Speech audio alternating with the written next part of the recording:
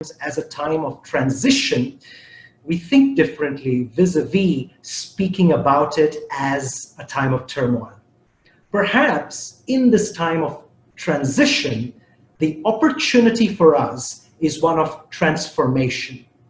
And transformation is the choice, is the option, is the opportunity that is presented to us in this time of transition. And it is up to us whether we take it or not. A good friend of mine says, if you're not choosing, then you are losing. And at any given point in time, at every given point in time, we are being presented with a fork in the road, and that fork in the road is to either get bitter or to get better.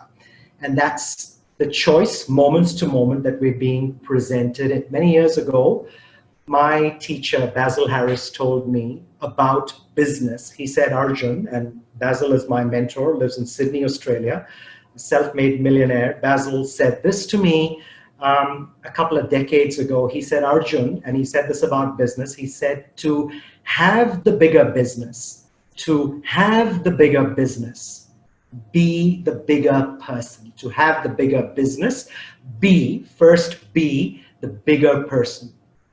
To have something you've never had before, you must do something you've never done before. And to do something you've never done before, you must be someone you've never been before.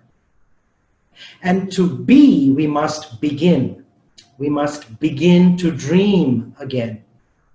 We must also believe that success, prosperity, abundance is possible for us. And perhaps we must also beware of the distractions and attractions that are presented to us by our environment before we become. Great evening, great afternoon, and great morning to all of you who are here today. How are you guys doing? Would you like to give me a one word on how you guys are doing thus far before I tell you what I'm going to talk to you about? Talk to me. How are you guys doing thus far? Fabulous. Awesome. Amazing. Awesome. Fabulous. Amazing and fabulous. Excellent. Have we taken off now? Have we? Have we taken off? We certainly have, isn't that right? Yeah. Mm-hmm. So in aviation parlance, they say that an airline is not recorded as being on the radar unless, and the term that they use is wheels up, wheels up. So if you speak to a pilot, wheels up is a technical term, and the moment the pilot records or the airport records an airplane as wheels up, it now goes on to a system and gets tracked by air traffic controllers in that region and around the world. And they track that airplane all the way from origin to destination. So we are at wheels up now with this context. And now that we're wheels up, I hope you have your seatbelts fastened. I certainly hope you have your seatbelts fastened, because as we go along, perhaps there's going to be some turbulence along the way. And that turbulence is actually the transition, which is your opportunity for transformation. It is not, I repeat, it is not turmoil, okay? So with your seatbelts on, we're going to start moving in the direction of the one word that I'd like to talk to you about today.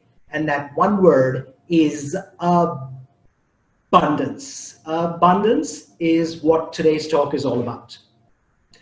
Abundance is my favorite word in the English vocabulary. I did a talk 4 days ago at a forum called the 5 a.m. Club, and I spoke about abundance there.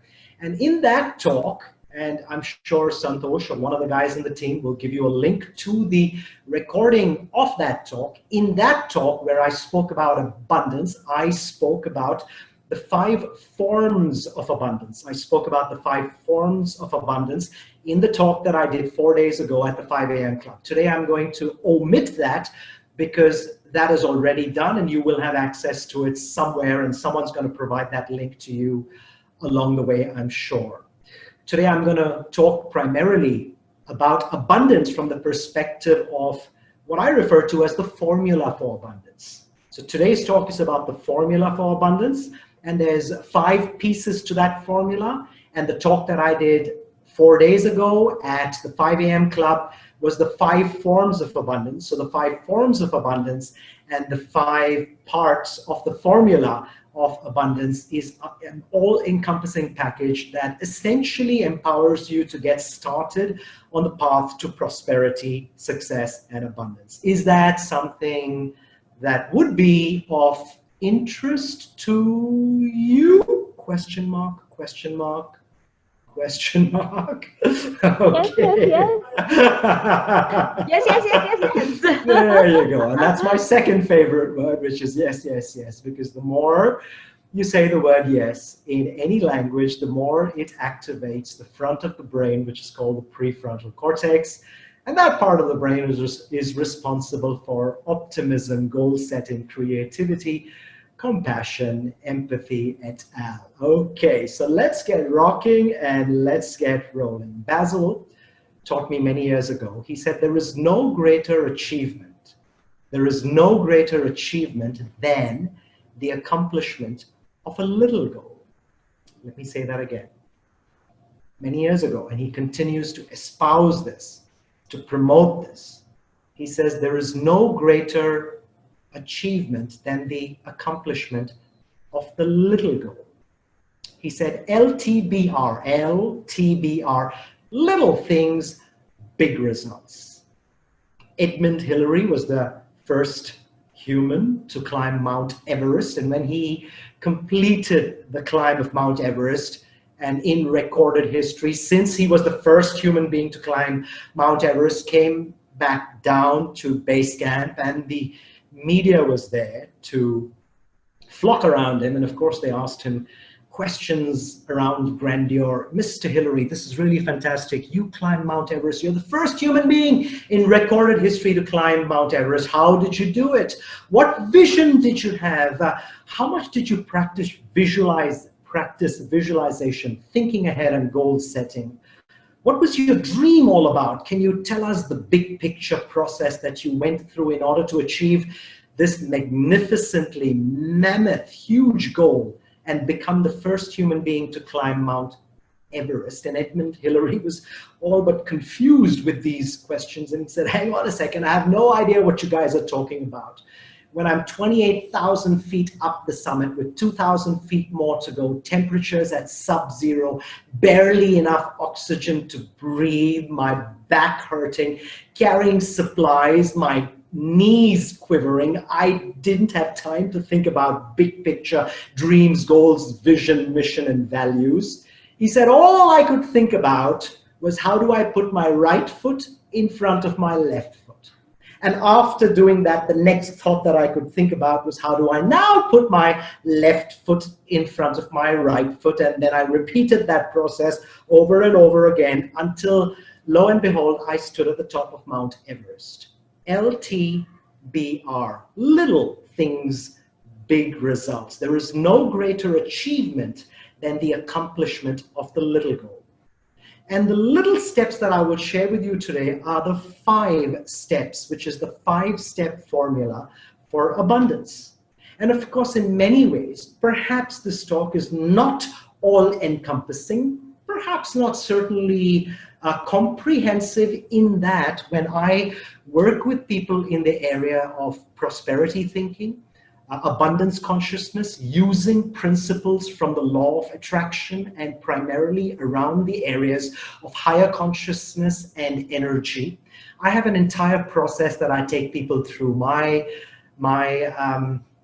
endeavor today, as I did in the talk 5 days ago, is to expose you to the chapter titles, the overarching principles, the ideologies, the tenets that lay at the foundation of the thought process of abundance thinking. And when you now imbibe these ideas, perhaps you begin your journey in the process towards that abundance. Okie dokie, how's it going, guys? All rocking and rolling?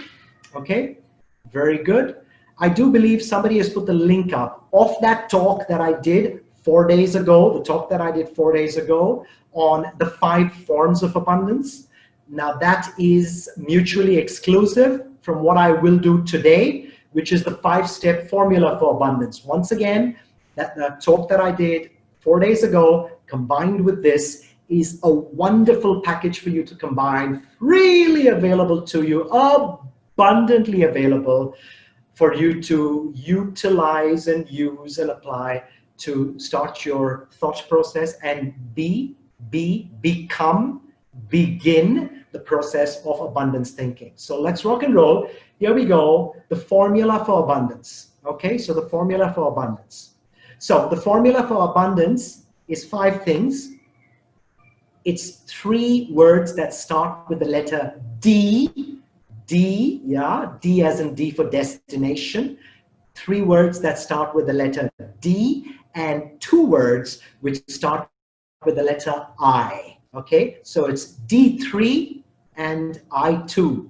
More specifically, the formula for abundance is D3 minus I2.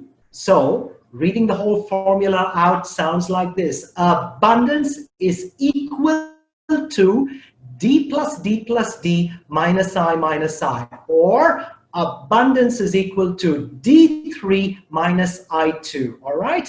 And in the little bit of time that we have here today, we're going to go through each of the D's and each of the I's so that you have an overarching perspective of what these D's and I's are all about. Is that interesting? Is that intriguing to you? Give yes, me a it yay. is. All right, Keep there we saying go. yes now.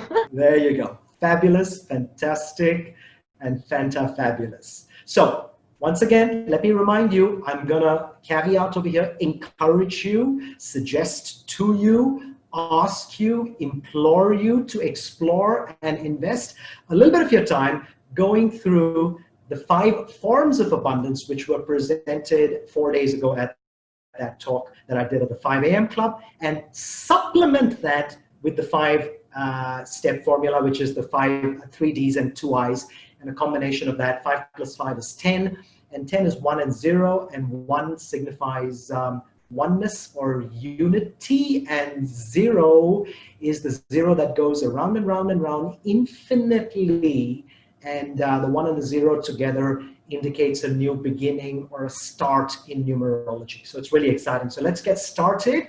Now, let's say I pause, and if I do pause, what is the most intelligent question that you would ask me right now? What is the most intelligent question that you'd ask me right now if I suddenly freeze or I pause and you are eager on the edge of your seat, as I presume you are?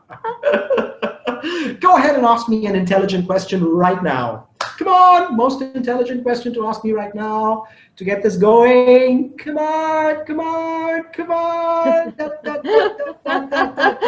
Here's the hint, here's the hint. What are these 5 things? Thank you. I anchored this. I anchored this for you. Very good. And perhaps from taking a page out of Edmund Hillary's book, you might want to say, let's get started, Arjun. What's the first D? Isn't that right? Yeah. What's the first D? And then you'd ask me the second D, the third D, the first I, and the second I, and the first D. The first D. And we're going to combine all of this. And remember, there's a minus sign. The significance of that minus sign cannot be understated. And the reason why people don't perhaps acquire abundance in the form and formats that they would like to acquire it is primarily because A, they ignore that minus sign, and they ignore the 2 I's that follow that minus sign. So watch this space for those 2 minus signs, starting with the first D. The first D stands for dream, dream, D-R-E-A-M, dream.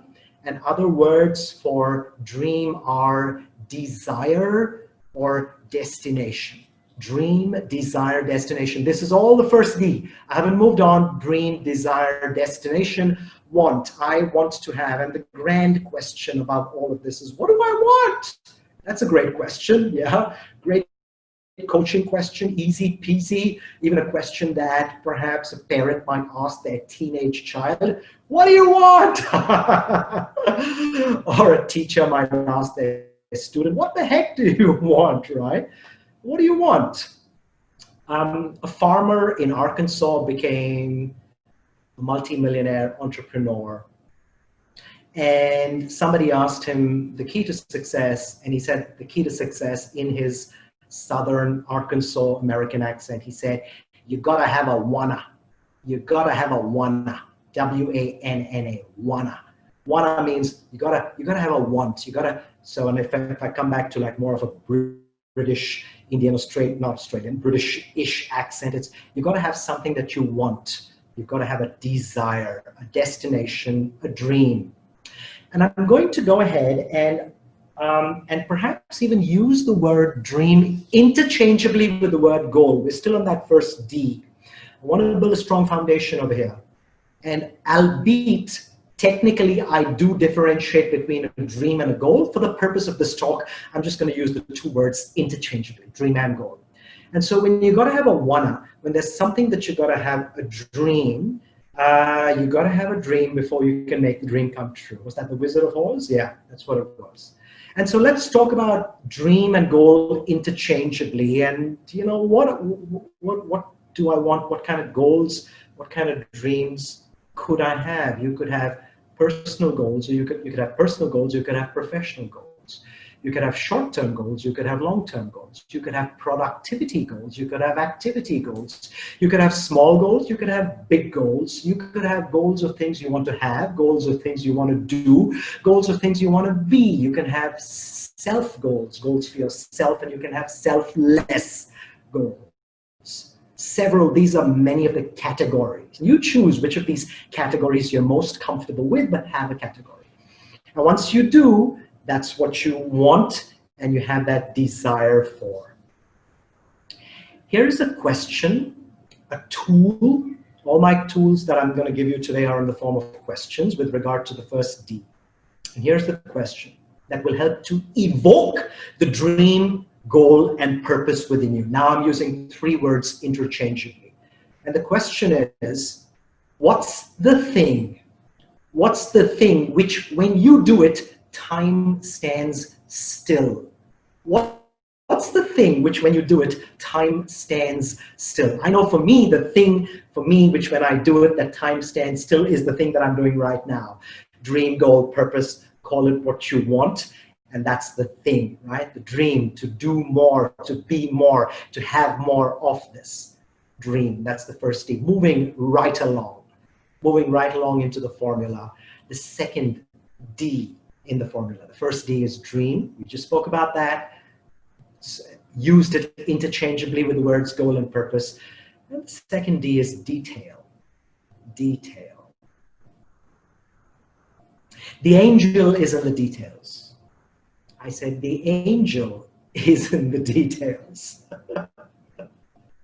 And the reason we put detail into the dream that we dream, because when we put detail into the dream that we dream, it provokes and evokes emotion in the dream. Otherwise, the dream is just a concept, an idea, substance.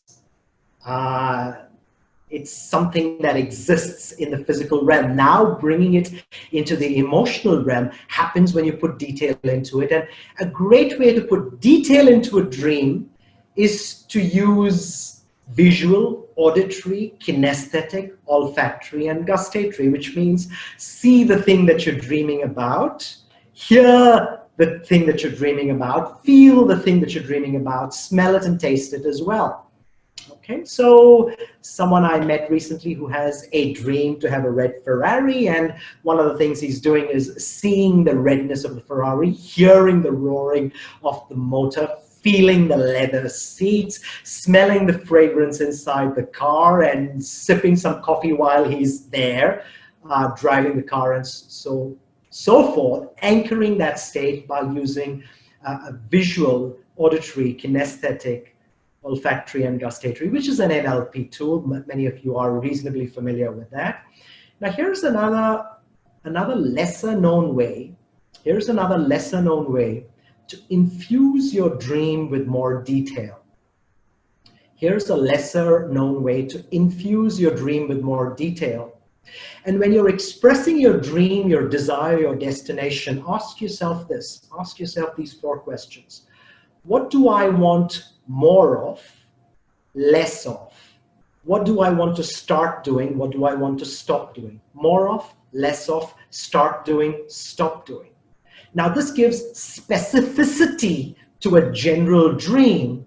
And the second D in the formula for abundance is detail. So D number 1 is the dream. The second D is detail. And the way we actually infuse a dream with detail is by infusing it with what you see, what you hear, what you feel, what you smell, what you taste. And make your dream a virtual reality experience. You have these VR glasses now. A friend of mine is in real estate, sells real estate around the world.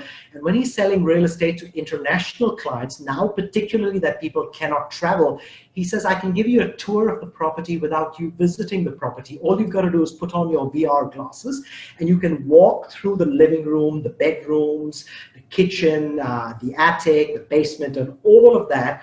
And you get to see the image of the picture as clearly as you can. So that the VR experience of the dream. He also has enhanced that VR with the background noises of the sounds that are happening, that are coming from outside the window at the time that the person is touring the home, which is a very fascinating idea indeed. That brings the dream, the goal to life. So D number 1 is the dream. D number 2 is detail. And D number 3, now we're going to get a little bit deeper. We're going to get a little bit more intense. And D number 3 is deservedness. Deservedness, which is a derivative of the word deserve. And the statement, the affirmation there, the incantation is, I deserve to receive. I am deserving of. And then you fill in the blanks. I am worthy of, I am deserving of. I am a deserving being. I deserve to receive abundance in this form and in many other forms. And once again, I refer to the 5 forms of abundance in the talk that I did. Did I tell you about a talk that I did 4 days ago on the 5 forms of abundance? Oops, I'm not too sure if I mentioned that to you. Just in case I forgot, there is a link, I think, that someone has put up here in this chat that you can go to and visit. When you combine those 5 forms of abundance with these 5 parts of this abundance formula, now you have an all-encompassing package that you can apply in the process of prosperity thinking or abundance consciousness. So the third D is deservedness. And deservedness is I am worthy of, I am deserving of. And that has to do with your belief system, whether you believe, are you believing that you deserve to receive that abundance? Someone told me the other day, they said, how do I know, what my beliefs are? How do I know if I am believing of deservedness or I am disbelieving of deservedness? So I'm going to give you a little idea, again, in the form of 2 questions that you can ask yourself, and ask yourself these questions, write these answers down in order to expose your belief systems to you. So these are called the exposure questions, right? Belief exposure questions. And the header of these 2 questions is called Know Thyself. K-N-O-W, know thyself. All right. And before you grow thyself, you must know thyself. So the 2 questions for know thyself. The 2 questions for know thyself is, number 1, what is my mind attracted by? What is my mind attracted by? What is my mind attracted by? Question number 2, what is my mind distracted by? What is my mind attracted by? What is my mind distracted by? Now here is an idea, a suggestion, a humble recommendation. When you are answering this question, it is #truth. #truth. Yeah, the truth will set you free when you answer these questions. #truth-fully, truthfully. Shakespeare in Hamlet said, above all to thine own self, first be true. The highest form of truth is truth to yourself, to expose your degree, your extent of deservedness as programmed in your belief systems. Among many other tools, a little package of tools over here is 2 questions. What is my mind attracted by, and what is my mind distracted by? And that brings us to the end of the 3 Ds. D number 1 is, what's D number 1? Can I have a D? Can I have a D1?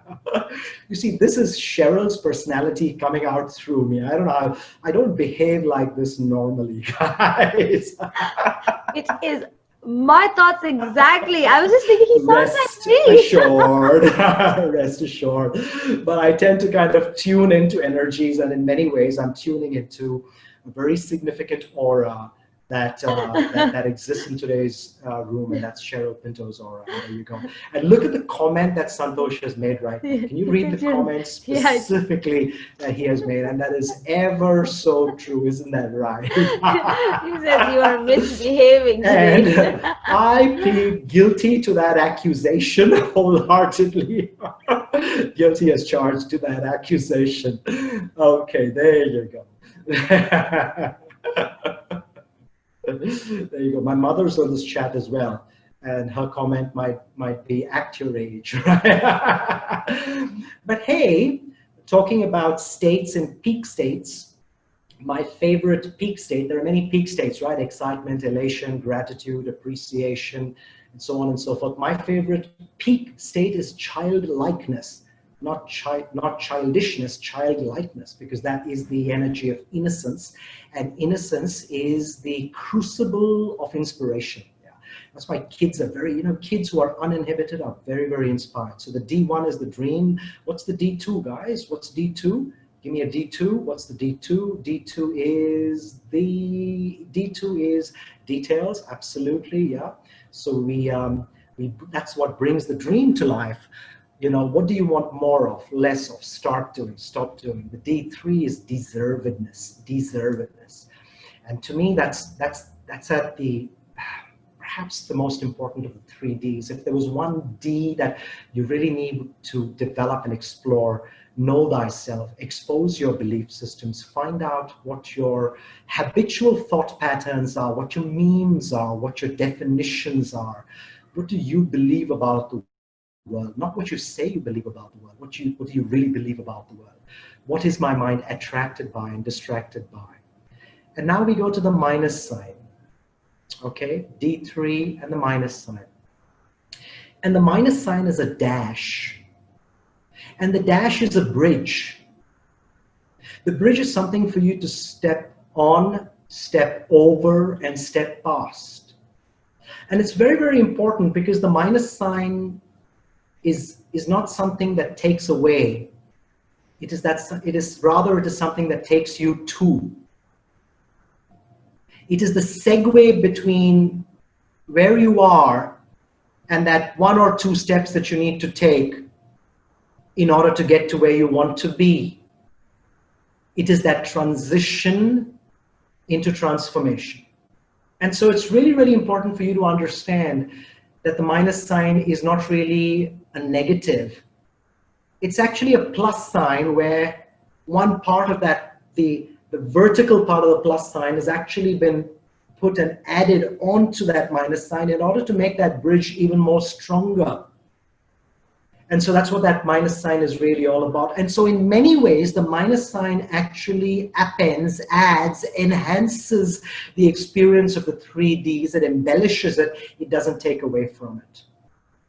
And the first I, and this is the I that I work on when I work with coachees, business owners, or individuals who are just sincerely and authentically interested in the area of abundance and prosperity. And the first I, remember, it's a minus sign, and now we've gone beyond the 3 Ds and across the minus sign into the first I. And the first I is insistence. Insistence. A dream, detail, deservedness, minus insistence. And the insistence is insistence that The thing that you want must manifest in the form that you want it to manifest. And when you remove, release insistence to the universe that this must happen at this time in this way, when you release that insistence, you now permit the higher consciousness, super consciousness, subconsciousness now to fructify, fortify, manifest the dream desire that you have in a form that is far greater than you are currently capable of believing that you can actually have that dream come true for you. The higher mind, the superconscious mind, is on the top of the mountain, and the conscious mind, you mean we, are in the valley. And therefore, since we are in the valley and it is at the mountaintop, it is capable of, able to see a far greater landscape than what we are able to see. And therefore, when we insist that we must have this dream come true for us in this particular format, we actually put restrictions on ourselves, because the higher mind says, release insistence that that dream that you have, with the emotion that you have it with that belief of deservedness, must come to fruition in the format and form that you want it to come true for you. So intention minus insistence is equal to manifestation.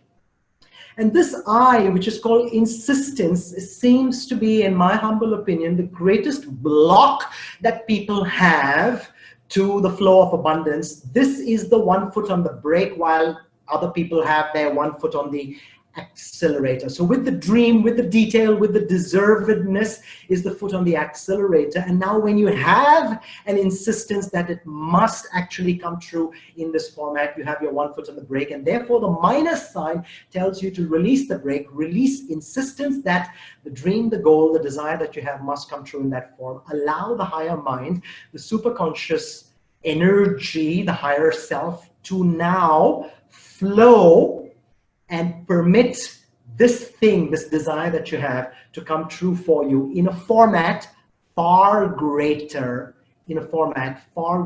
greater than you are currently capable of even imagining. And that's the I, which is called the insistence.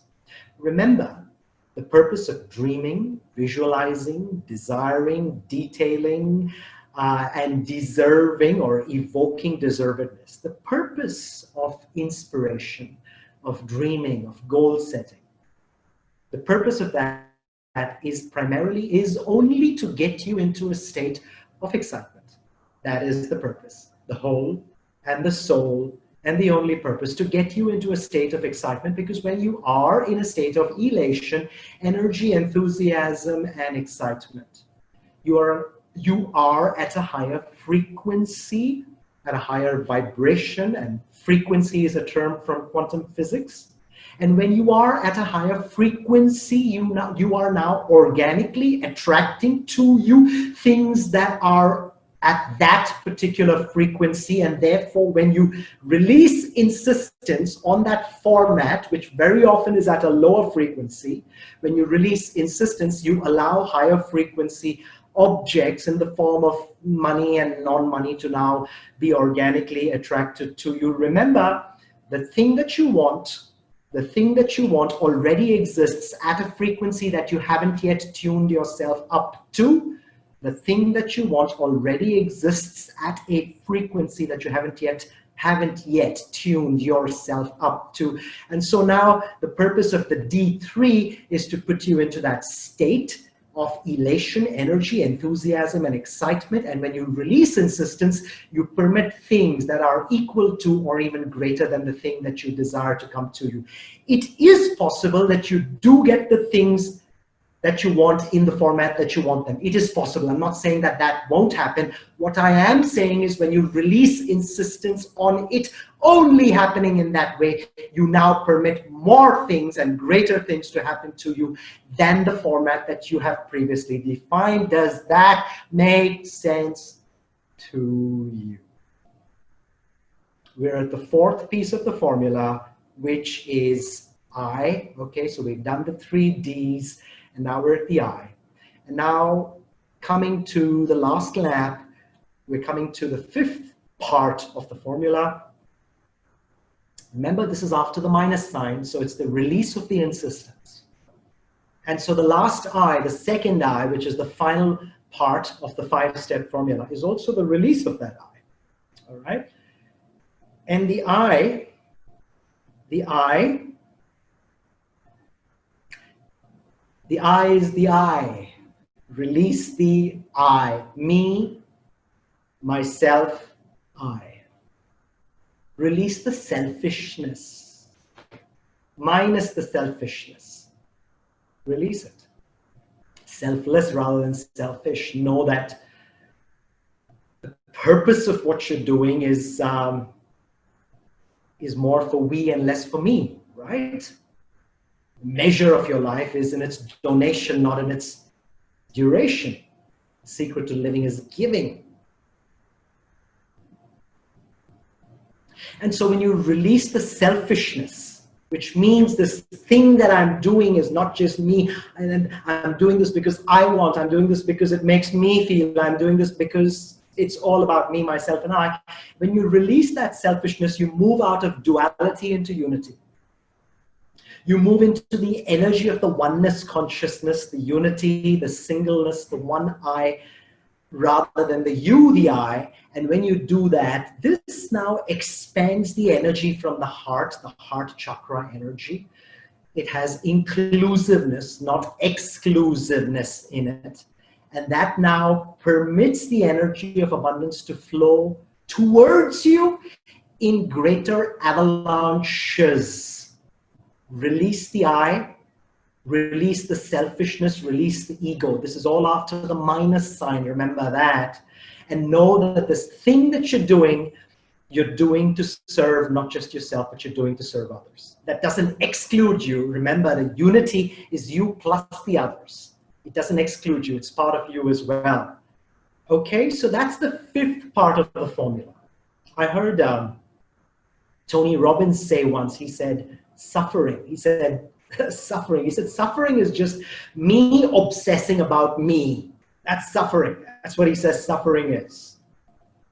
And so when you release this me obsessing about me, you know, oh my God, I don't have money, I don't have money, I don't have money, rather ask, hey, what can I do to inspire somebody else to make some more money? And ask that question 3, 4, maybe even 34 times until you say, okay, what can I do to help someone else make money? Oh, I don't feel well, I don't feel well, I don't feel well. What can I do to call someone who isn't feeling well and lift up their spirits? Oh, I'm depressed, people don't love me, no one loves me, he doesn't love me, she doesn't love me. What can I do to call someone else and just give love to someone else? Give the thing that you want, and the thing that you want is given to you. Giving and receiving are just two opposite sides of the same coin. When you give, you receive. The universe is a mirror. Here's a question, a tool that you can use for the I. Okay, a question that you can use for the I and the ego. And here it is. What can I do? What can I do that's good for others? What can I do that's good for others, even when things are bad for me?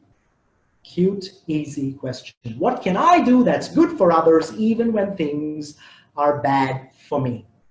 Okay, so that's the D3 and the double I. Now, I am curious with regard to end of my talk and Q&A, hence I'm going to pause and ask the question, what's the story with timing out here? Because I can speak for another 8.5 hours approximately. However, I'm conscious and cognizant that we're on a clock here, and I just want to honor that and check with you how we're doing for time. And I'm okay to segue into questions now, or if there's a few more minutes, you can tell me that. Either or is good with me. There is no scarcity. There is an abundance of time. Yes, Coach Arjun, please keep talking. When you said you were going to end, I was sad. So yeah,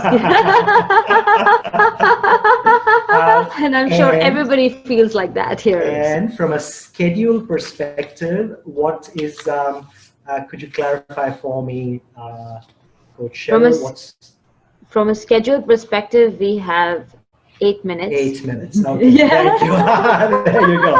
Yeah, yeah, there you go. You know, Yeah. it always helps to kind of use ESP. You know what ESP is? E, exactly, S, specifically, P, precisely. You know, how much time exactly, how much time specifically, Good. how much time precisely do we have remaining? Absolutely. Okay, sounds really, really exciting.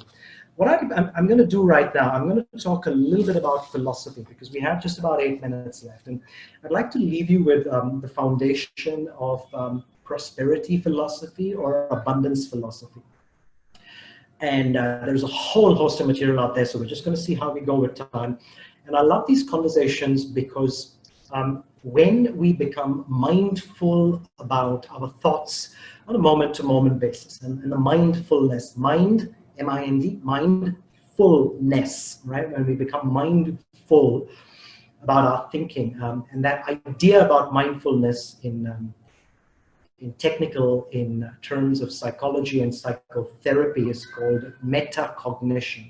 Metacognition, and the term metacognition is nothing but think about what you're thinking about. Think about what you're thinking about. All right, and philosophy helps you to turn towards the thing that you'd rather think about than not think about. So here's a few ideas on philosophy. And I'm going to share with you two philosophies, okay? Two philosophies, and if we have some time, I'll kind of talk to you about taboo questions, taboo thoughts and taboo questions with abundance consciousness. So philosophy number one, all right? Now, I've gotten this from, and the source of this is perhaps either Jim Rohn, Basil Harris, John Maxwell, Tony Robbins, et al., somewhere, all right? The definition of originality is the ability to conceal your source. Okay, so I am as unoriginal as it gets. I stand on the shoulders of giants. I copy the experts. Philosophy number one, my prosperity is determined. My prosperity is determined by my philosophy. My prosperity is determined by my philosophy and not by the economy. My prosperity is determined by my philosophy and not by the economy. All right. Over the last 22 years that I have been an entrepreneur and having lived in a few countries now, primarily as a business owner in India and in the last 13 years in Dubai, it has been fascinating for me to observe how within the same industry, at a given point in time, even during a recession, within the same industry, during a recession, there are companies that are barely surviving, and there are those that are thriving, even though they're operating in the same market, selling the same product to the same customers under the same government rules and regulations. Same scenario, same setup, same geography, same customers, same product, pretty much similar websites. One of them is thriving and one of them is barely surviving. My prosperity is determined by my philosophy and not by the economy. Take an industry like banking, you might notice that at some point in time, in the banking industry right now where I come from, there are those that are doing phenomenally well, and there's a handful that are challenged and going through a lot of issues and having to sell out and so on and so forth. And so the economy makes no difference. Let me do the taboo question now. Two taboo questions. Don't, never, stop. Don't you dare ever ask these two questions if you want to be aligned with prosperity, consciousness, and abundance thinking. Don't, no, stop. Okay? And here are the two questions that I encourage. Okay? You, me, we, not insist, encourage. All right? I don't like insisting that people do anything. I'm a proponent of freedom, freedom of expression, freedom of choice more than anything else. All right, so that's kidding. And here I am, but I'm telling you how strongly I feel about these two questions, and I've made these two questions taboo. I had a Facebook post a long time ago where I put these questions out and I blanked them out, all right? Here's the first question I never ever ask. And when someone chooses to work with me, I encourage them to never ever ask. I said, don't ever ask this question. How's the market? Don't you ever dare ask this question. Don't you ever dare ask the question, how's the market? You know why? What is the answer to that question in most cases? Not all, but in most cases in this kind of dynamic environment over the last 3, 4, 5 years, and now going forward into the next decade or 2 or 3, what is the answer to that question? How's the market? 9.9999999 times out of 10, the response to that question is, oh, well, the market sucks. Or some version of that, isn't that right? So why even ask a question? It's your classic disempowering question. It's your classic unresourceful question. It's your classic obstacle question. It's your classic negative question. All right, I'll give you replacement questions to this also. So that's a taboo question. How's the market? Taboo question number 2. You guys are getting excited with this stuff, aren't you? Is it lighting your fire? Yeah, I trust it's lighting your fire. Come on, baby, light my fire. We didn't start the fire. Okay. This is Arjun pretending to be Cheryl. Yeah? Now, Cheryl, you got to pretend to be me one day. Hashtag challenge to Cheryl. Challenge accepted. Oh, there you go. I knew it. That's all right. If she had put a similar challenge to me, I would do, that's worthy of consideration. That would be Arjun responding to Cheryl. You notice how our personalities are so diametrically opposite? Okay. Question number 2. Taboo question number 2. Don't you ever. Okay. Recommended. Highly recommended, as a friend of mine in Australia used to say, that you don't ask this question. Here's the other question that will always, in most cases, 9.999 times out of 10 times get you into trouble. Taboo question number 2. How's the economy doing? Taboo question number 2. Taboo question number 1, how's the market? Taboo question number 2, how's the economy? Disaster questions for the same reason as the first question. Because what is the answer in most cases? What do most people do in the city that you live when they sit around coffee tables? They moan and groan and complain. Isn't that right? And there's the and the and the haw and the hem. Okay? The more you complain, the less you obtain. And the corollary to that is whatever you appreciate appreciates. So I don't ask these questions. How's the market? How's the economy? Okay, Arjun, what do I ask instead? 3 questions that you can ask instead. Question number 1. Question number 1. How is my point of attraction? How is my point of attraction? Well, I don't understand the question completely. That's all right. You and me are attracting things into our life. Isn't that right?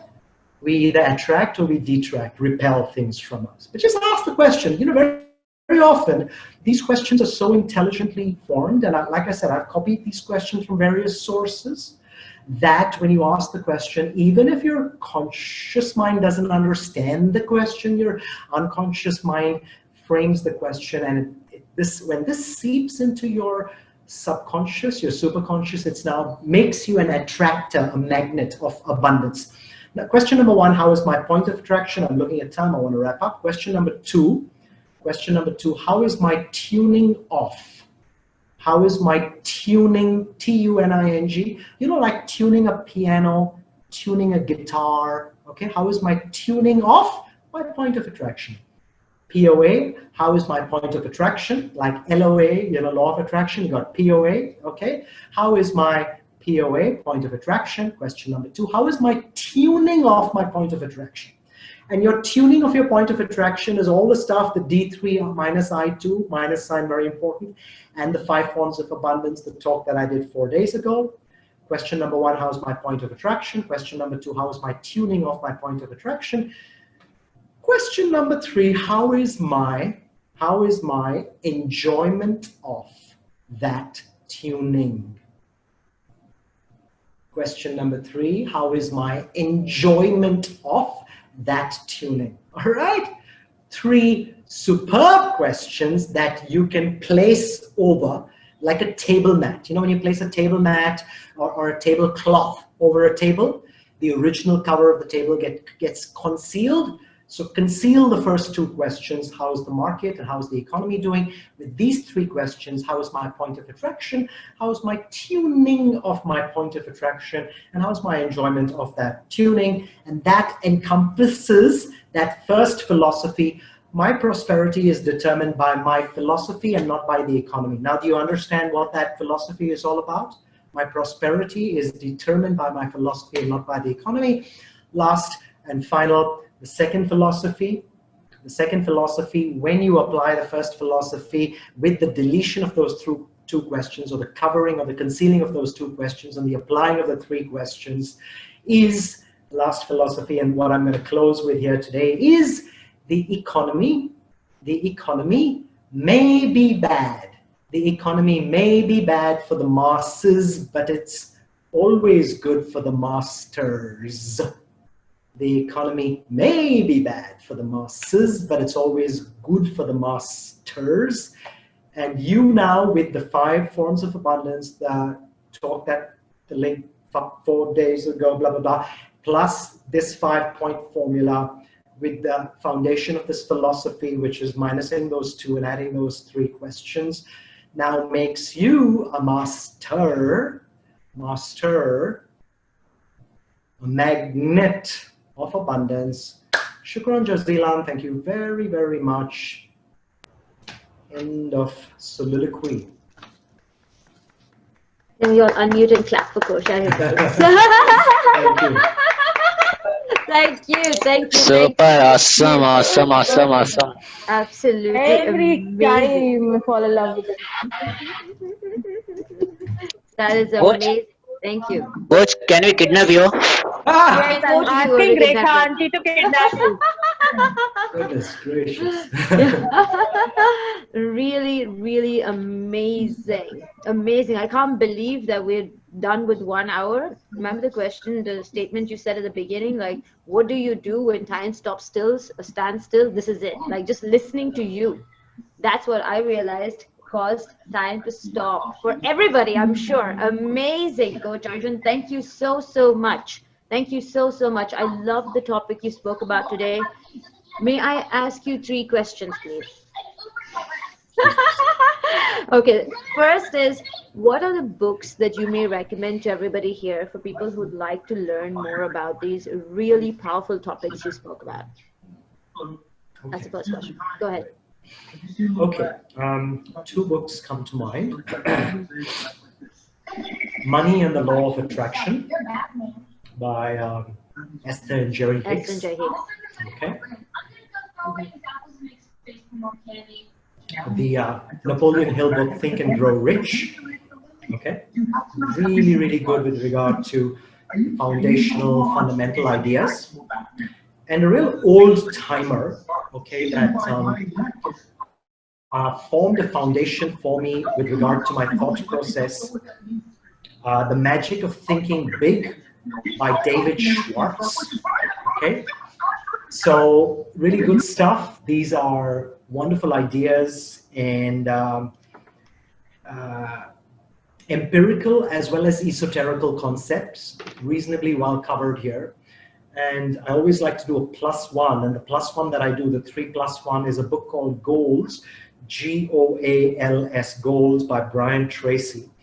And a combination of these 4 has both the empirical ideas as well as the esoterical ideas, depending on your preferred flavor, because I know that different people gravitate towards, have preferences, proclivities towards different styles of information that are shared to you. Therefore, I don't have an insistence that you should read one or the other, and I've provided you with variety. Okay, so there you go. Beautiful. That's absolutely beautiful. Thank you so much, Coach Arjun. How can we give back to you? Is there a way that we can follow you, stay in touch with you, encourage your work? How may we support you? Thank you. That's a wonderful question, and I truly appreciate it. One of my intentions is to have the knowledge that I'm putting out into these videos, and of course, and all of this comes from my mentor, and mentors, starting with Basil and many of the other people who have tutored and tuned me over the years. My intention is to have this information out to as many people as I can.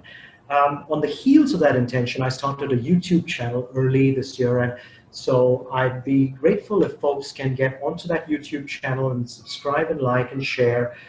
There's a lot of energy and enthusiasm that I've put into every single video. I think I'm up to 17 videos now. And perhaps we can take this video also and put it onto my YouTube channel. My magic man Santosh will help me to do all of that stuff. In fact, perhaps Santosh, what we could do is we could take the talk, which is the one that I did with the 5 a.m. guys, the 5 forms of abundance, and we take this 5-point formula, and we can call it like an abundance part 1 and part 2 and put it up there. But nevertheless, that's something that Santosh and me will do. The way I'd be grateful that we can really work with each other, or you can add value to me and I can add value to many others. So help me to help others is by just, YouTube channel, and Santosh will be beautiful enough to help you guys with the link of my YouTube channel. Most definitely, absolutely. What's your YouTube channel called? It's what's Santosh? That's a technical question.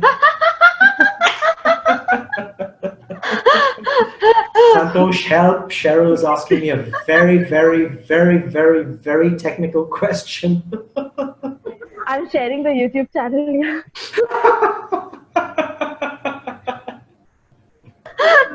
Thank you, Ben. Sorry, I did not mean to ask you such a difficult question.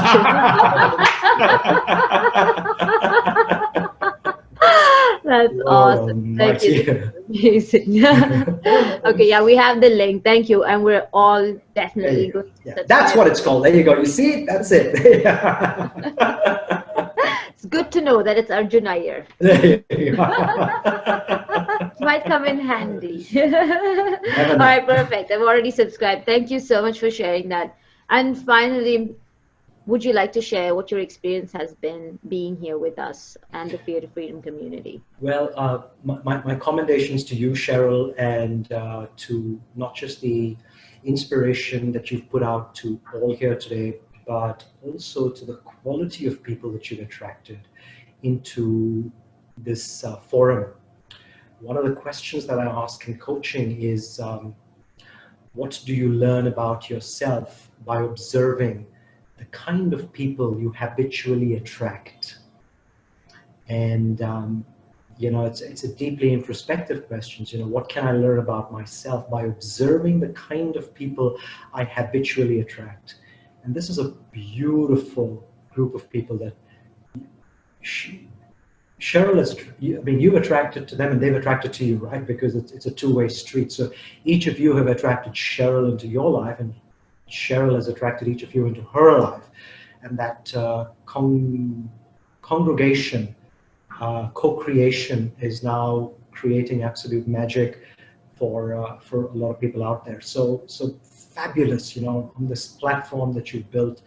Go ahead and just do magical, mystical things and make beautiful things happen. So I just give you good wishes. I give you love. I give you energy, and wishing all of you the best for the journey ahead. Thank you. Beautiful words. Absolutely. The people in this community are the best people I've ever met. They're awesome. You said it, Coach Arjun. Really awesome. Thank you so much. Thank you so much. If there's anything else that we can do for you, please, we're always here. Just let us know.